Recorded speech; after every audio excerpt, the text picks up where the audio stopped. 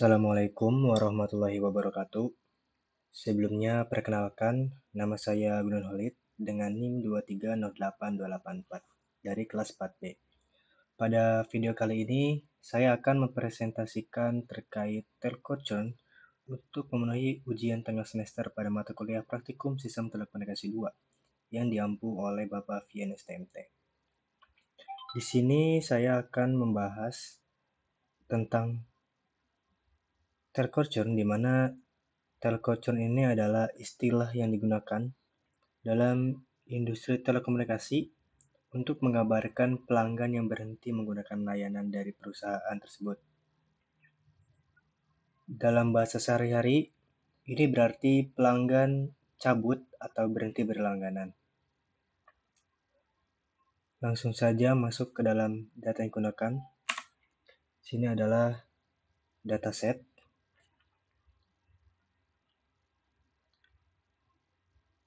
Yang diambil dari file tugas CSV yang berisikan terkait pelanggan dari layanan telekomunikasi. Untuk menampilkan data, kita dapat menggunakan perintah df.head yang akan menampilkan data dari 5 baris pertama dan informasi yang akan ditampilkan yaitu identitas pelanggan, yaitu customer ID, kemudian ada gender, senior citizen, partner, dan juga dependent. Kemudian juga terdapat lama berlangganan yang dihitung dalam skala bulan. Pada tahap ini, kita dapat mengenali karakteristik data. Kemudian dengan melihat kolom tersebut, kita dapat mengetahui dataset ini cukup lengkap yang memudahkan kita untuk melihat pola konsumsi layanan. Selanjutnya, ke distribusi data yang terdapat dua aspek yaitu lamanya berlangganan tenor dan jumlah tagihan monthly charge. Pada grafik sebelah kiri, distribusi menunjukkan banyak pelanggan baru dengan tenor 0 sampai 5 bulan. Terlihat dari frekuensi tinggi di awal. Kemudian ada penurunan di tengah-tengah masa langganan dan juga lonjakan kembali pada pelanggan dengan tenor mendekati maksimum 72 bulan. Terdapat dua kelompok dominan yaitu pelanggan baru dan juga pelanggan yang sudah bertahan lama. Kemudian juga pelanggan tenor menengah cenderung lebih sedikit yang kemungkinannya banyak churn terjadi pada periode ini. Masuk pada grafik sebelah kanan di mana distribusi terlihat multimodal yang puncak signifikan di sekitar $20. Kemudian banyak juga pelanggan dengan biaya antara $70-$90 dan sedikit pelanggan membayar lebih dari $100. Pada grafik tersebut terdapat kelompok pelanggan dengan biaya rendah dan biaya menengah ke atas. Biasanya pelanggan dengan biaya rendah kemungkinan menggunakan layanan minimum yang mungkin hanya telepon atau SMS, sementara pelanggan dengan biaya tinggi kemungkinan menggunakan layanan lengkap seperti internet, TV, dan lain-lain. Next, di sini terdapat 3 box plot. Yang pertama ada box plot of tenure, di mana tenure ini menunjukkan lama pelanggan berlangganan layanan dalam skala bulan. Rata-rata masa berlangganan berada di sekitar 30 bulan dan sebaran datanya cukup merata.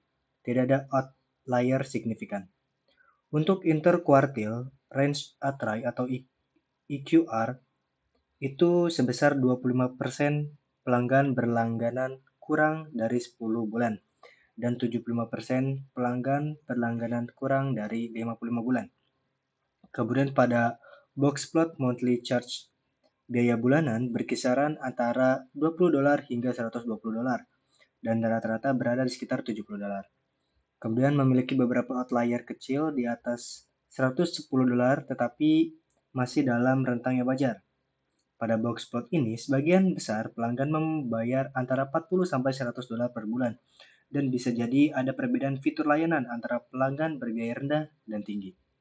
Kemudian pada box plot of senior citizen, di mana variabel ini bersifat biner yaitu 0 sama dengan bukan lansia dan 1 sama dengan lansia atau senior citizen. Ini terlihat sebagai dua titik yang mana sebagian besar pelanggan bukan lansia. Pelanggan lansia ditampilkan sebagai outlier karena jumlahnya jauh lebih sedikit. Pada box plot ini mayoritas pelanggan bukan lansia. Kelompok lansia di sini adalah minoritas, di mana dapat dianalisis secara terpisah karena karakteristiknya mungkin berbeda. Oke, selanjutnya distribusi kelas pada churn, di mana pie chart-nya menunjukkan proporsi pelanggan yang churn atau berhenti berlangganan dibandingkan dengan yang aktif. Terlihat pie chart bahwa 26,5% pelanggan churn, yang artinya mereka berhenti menggunakan layanan perusahaan, dan 73,5% pelanggan tetap, yang artinya mereka masih aktif sebagai pelanggan. Terdapat beberapa hal penting di sini. Yang pertama adalah imbalance data atau data tidak seimbang. Data churn ini tergolong tidak seimbang karena jumlah pelanggan yang churn jauh lebih sedikit dibandingkan yang tetap. Ini penting ketika permodelan, karena model bisa berpihak ke mayoritas, yaitu pelanggan yang tidak churn. Kemudian yang kedua adalah implikasi bisnisnya. Meskipun hanya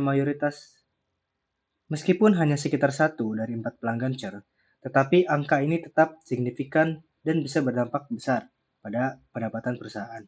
Di sini perusahaan perlu strategi khusus untuk mendeteksi dan juga mencegah churn lebih awal, terutama pelanggan yang bernilai tinggi. Dan yang terakhir adalah relevansi dalam proyek prediksi. Fokus dari proyek prediksi churn adalah pada kelompok 26,5%. Kita ingin memprediksi siapa saja dari pelanggan aktif yang berpotensi masuk ke kelompok churn tersebut. Selanjutnya di sini terdapat distribusi churn menggunakan teknik SMOD.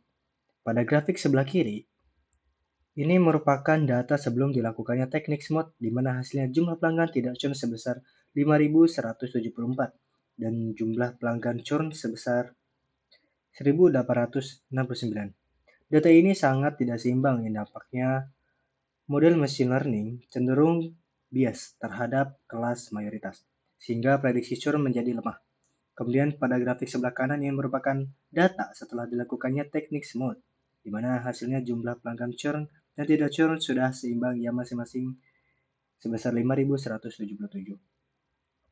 Teknik SMOD ini dapat digunakan untuk menambahkan data sintetis pada kelas minoritas. Keuntungannya, model menjadi adil karena mendapat representasi setara dari kedua kelas, dan juga akurasi recall dan precision untuk prediksi churn akan meningkat secara signifikan. Kesimpulannya, berdasarkan hasil analisis data pelanggan telekomunikasi, dapat disimpulkan bahwa churn atau kehilangan pelanggan merupakan masalah yang nyata dan signifikan dalam industri ini. Distribusi data menunjukkan adanya 2 kelompok pelanggan dominan berdasarkan masa berlangganan dan biaya bulanan yang bisa menjadi indikator penting dalam prediksi churn. Dataset awal memiliki ketidakseimbangan kelas, di mana hanya 26,5% pelanggan yang churn. Hal ini dapat mengganggu kinerja model prediktif. Untuk mengatasi hal tersebut, digunakan teknik SMOD yang berhasil menyeimbangkan distribusi kelas dan meningkatkan kualitas data untuk pelatihan model. Dengan memahami karakteristik pelanggan dan memperbaiki distribusi data menggunakan SMOD, perusahaan dapat mengembangkan model prediktif yang lebih akurat. Ini sangat bermanfaat untuk mengidentifikasi pelanggan yang berisiko churn, sehingga tindakan preventif dapat dilakukan lebih awal, yang pada akhirnya dapat meningkatkan retensi pelanggan dan keuntungan bisnis secara keseluruhan. Sekian yang dapat saya jelaskan pada presentasi kali ini. Kurang lebihnya mohon maaf. Wassalamualaikum warahmatullahi wabarakatuh.